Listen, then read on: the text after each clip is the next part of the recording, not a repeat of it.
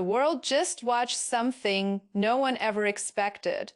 A country once treated as a secondary player on the global stage just stood up to the most powerful nation on Earth and won. South Africa didn't fire a shot, didn't launch a cyber attack, didn't send a threat. Instead, it used something far more dangerous to America, its sovereignty. A major U.S. corporation, backed by Washington's wealth, diplomacy, and influence, believed South Africa would bow just like so many nations did in the past. And we must stop those countries that count their wealth and their assets in terms of the minerals that reside in the African soil. But this time, the script flipped. South Africa slammed the door, kicked out the company, and sent a message echoing across Africa, across the global south, and deep into Washington. The era of American economic control is over.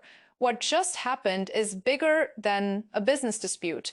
It is a direct challenge to the foundation of U.S. power, its ability to pressure nations economically and win every time. Not anymore. South Africa didn't bend, it didn't apologize, it didn't negotiate. The South African Post Office has suspended all outbound parcel services containing goods to the United States of America with immediate effect. However, it says documents, letters, and exempted mail classes, such as military mail, will still be delivered to the States. It simply said, "You don't own us." This isn't just humiliation for America. It's a warning shot. If one African nation can expel a U.S. corporate giant without fear, what happens when others follow? What happens when the continent realizes it no longer needs Washington's approval to control its own resources, markets, and future? The shockwave has already started, and the United States can't stop it. In South Africa, stocks and currency down in the wake of Donald Trump's threat to suspend aid over land reform policy. President Cyril Ramaphosa rejecting his U.S. counterpart's assertion that South Africa's government was, quote, confiscating land. Many there wonder if South African-born billionaire Elon Musk may be whispering in Trump's ear. Musk, who in the past has expressed nostalgia for the apartheid era. Charlie James has more. The world did not expect South Africa to be the country that would embarrass the United States on the global stage. For decades, Washington spoke of Africa as if it were a passive observer in global affairs, not a player capable of shaping history. The United States believed its corporations were untouchable, its economic footprint undeniable, and its political influence unbreakable. But everything changed the day South Africa made a decision that stunned the international community and humiliated America in front of the world. It began with a dispute that Washington assumed would be routine. A major U.S. energy company, dominant across the African continent for years, demanded exclusive contracts to extract natural gas off the South African coast. The United States expected compliance because that had always been the pattern, but this time South Africa refused. The government insisted that all future energy projects should guarantee majority control for South African companies, expanded job creation, and shared ownership of intellectual property. The demand wasn't hostile. It was sovereign. The United States saw it differently. The corporation delivered an ultimatum. Either South Africa approved its original terms, or the company would withdraw, leaving the country without access to the technology needed for deep-sea drilling. It was meant to be a threat powerful enough to force compliance. Instead, it backfired. South Africa responded with a statement that shocked observers. The country terminated the corporation's operating license and ordered the company to leave South African territory within 60 days. No negotiation, no extension, no compromise. Washington was stunned. U.S. officials accused South Africa of hostility, irresponsibility, and violating business norms. The media echoed the outrage. Analysts predicted energy shortages, economic collapse, and a sudden recession for South Africa. The message from the United States was clear. South Africa could not survive without American energy companies. But the world didn't move the way America expected. Only days after the expulsion, South Africa announced a new partnership, not with Europe, not with the United States, but with a consortium led by China and Brazil. They agreed to provide drilling equipment, analysts, and engineers under a contract that granted South Africa majority ownership and long-term control over its natural gas reserves. The United States called the decision reckless. South Africa called it liberation. Global markets reacted immediately. The value of energy stocks tied. To the U.S. company plummeted. Analysts tried to reassure investors by claiming the company could shift operations to other countries. But no one missed the symbolism. A nation that Washington once assumed would be dependent on American industry had openly rejected the United States and thrived. In South Africa, crowds filled the streets not in anger, but in celebration. For decades, the country had been told that foreign investment required submission. Now, it had proven otherwise. New infrastructure projects emerged. New universities launched energy research programs. Recruitment drives prioritized South African graduates over foreign workers. The country had not simply removed a corporation, it had reclaimed its future. The humiliation for the United States deepened when other African countries responded. Namibia announced that all new mining and oil contracts would require controlling domestic shares. Kenya declared sovereign resource management as a constitutional priority. Nigeria initiated negotiations with China for refinery modernization that excluded American companies entirely. Within months, a wave of resource independence spread across the continent, not through protest, but through policy. The United States scrambled. To respond, Washington dispatched diplomats to South Africa demanding renegotiation. They warned that shutting out U.S. companies would damage South Africa's access to international financial institutions. They implied the move jeopardized trade deals and regional security programs, but the world was not listening the same way anymore. South Africa issued a measured reply. Economic partnerships would continue with any nation that respected sovereign ownership. It did not threaten the United States. It simply refused to be controlled. Behind the scenes, U.S. intelligence agencies warned the White House that if South Africa's energy partnership with China and Brazil succeeded, American influence over Africa's natural resources would fade permanently. Once that happened, sanctions and pressure campaigns would lose their effectiveness. Soft power would weaken. Africa would no longer be a marketplace controlled by Washington, it would be a geopolitical competitor.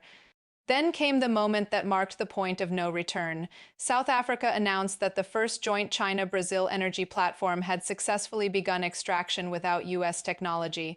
Cameras captured the scene. South African engineers, not American contractors, monitoring the terminal. China-built systems coordinating logistics.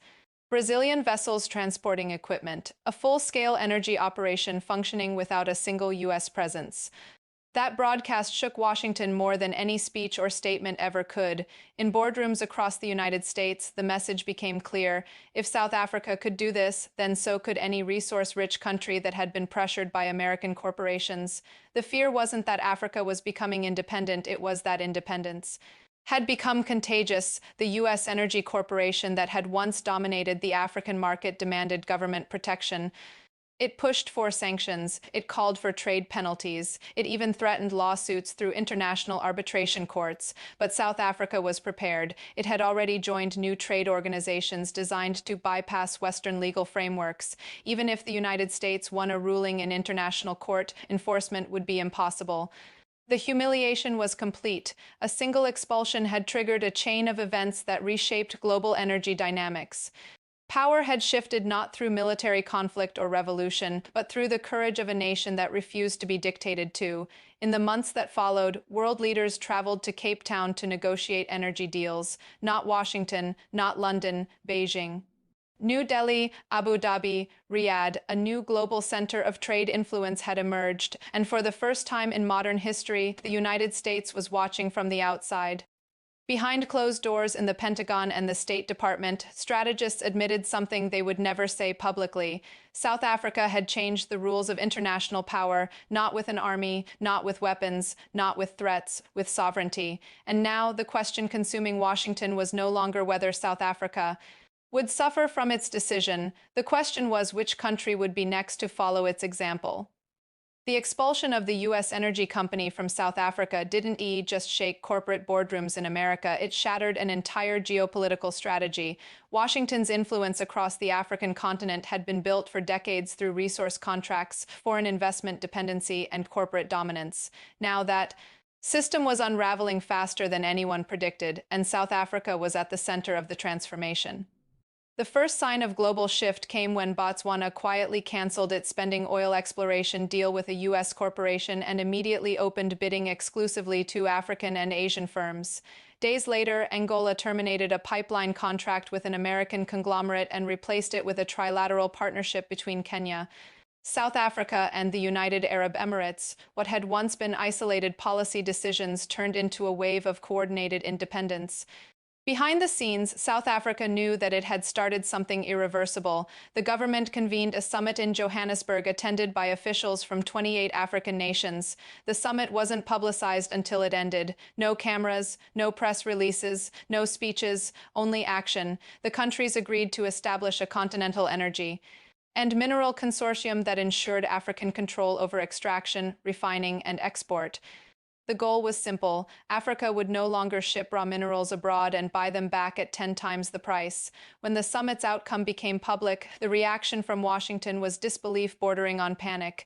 Analysts claimed the consortium would be temporary. They said African countries would eventually return to Western investment. Once they needed capital, but they failed to see that the capital had already arrived, this time from the East. China, Saudi Arabia, India, and Brazil pledged billions for new infrastructure across the continent. Their pitch was irresistible. Ownership would remain African, management would remain African, profits would remain African. In return, Asia and the Middle East would secure long-term energy and resource supply without the uncertainty of American interference. The shift was no longer symbolic, it was structural. Washington responded the only way it knew how: pressure. Diplomats warned African governments that their cooperation with China and Brazil could jeopardize access to international loans and trade systems led by the United States. Threats of sanctions circulated, private messages hinted at consequences. This time, Africa didn't fold. Nigeria publicly stated that no nation had the right to determine who Africans partnered with. Kenya declared that trade with the United States would continue, but only on equal terms. Egypt reminded the world that Africa had the right to industrialize without external permission. The statements were not aggressive, they were self-assured, and that confidence shook the geopolitical system more than any threat could. American think tanks began releasing statements claiming Africa lacked the technical expertise to manage resource sovereignty.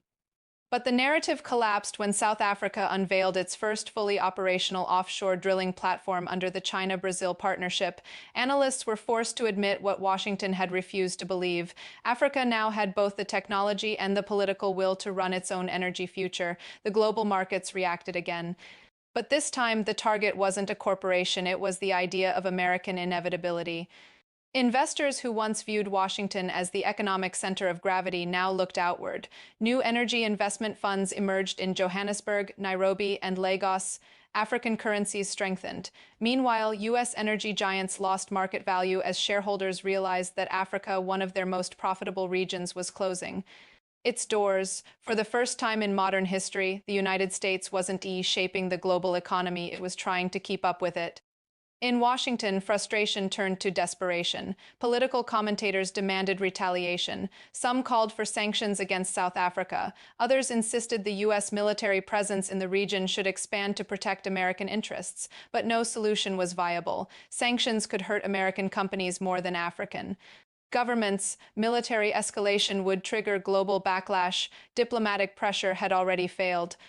The most damaging blow to American pride came not from Africa but from Europe. France and Germany approached South Africa privately, offering investment deals that intentionally excluded American companies. It wasn't ideological, it was survival. European economies were suffering from resource uncertainty, partnering with South Africa. And the African consortium was becoming a necessity. For the United States, the message was worse than humiliation, it was abandonment. Even allies were adapting to the new world order. Inside Africa, the change was more than economic. It was psychological. For the first time in generations, African teenagers were growing up in a world where global headlines portrayed their continent as a leader instead of a liability. Universities saw record enrollment in engineering, energy science, and economics. New manufacturing zones created jobs that kept skilled graduates at home rather than pushing them abroad. Technology parks rose across the continent, supported by funding from Asia and the Middle East. And every time an African country made progress, South Africa was credited as the spark that lit the fire the United States attempted. One final strategy: it tried to divide Africa from within. Washington backed corporate lobbying campaigns offering special deals to individual countries if they abandoned the continent-wide energy consortium, but the plan didn't work. African governments had spent years watching the West extract wealth while their nations remained dependent. They would not return to that system now that they had tasted ownership.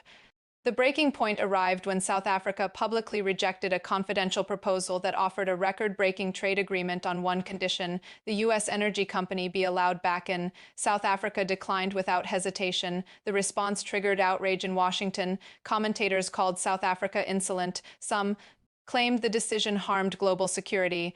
Others argued the United States should shut down all trade talks.